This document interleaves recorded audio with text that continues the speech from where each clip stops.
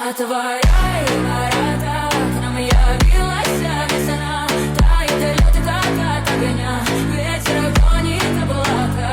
Так же ждали мы тебя, красная девица. Barchaga assalomu alaykum. Aka-uka parvozlar, kaptar ishqibozlari, o'zim amal qiladigan top 3 ta layfhackga bittasini sizlar bilan bo'lishib o'tib ketmoqchiman. O'ylaymanki, bu videomiz hamma uchun manfaatli bo'ladi. Videoni o'tkazib yormaymiz, yaqinlarga jo'natib qo'yamiz. Xo'p, bo'lmasa biz boshladik. Akalar, hozirgi holatda kaptarlarimizga kasal tegadigan payti, kasalliklar, har xil kasalliklar keladigan payti, chunki bolalatish, matchli sezon boshlandi, kaptarlarning nasl olish payti keldi. Shu paytda kasalliklar rosa rivojlanadi, ahamiyat bergan bo'lsanglar.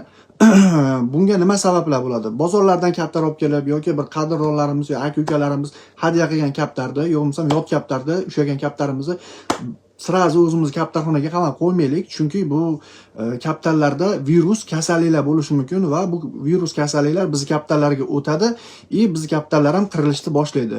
Shuni oldini olish uchun lutshi u kaptarlarda alohida bir hafta 10 kun karantinda saqlab turib o'zimizni kaptarlarga qo'shsak, bu maqsadga muvofiq bo'ladi. Har xil kasalliklarni oldini olgan bo'lamiz va sezonda bespateriya nasl olamiz.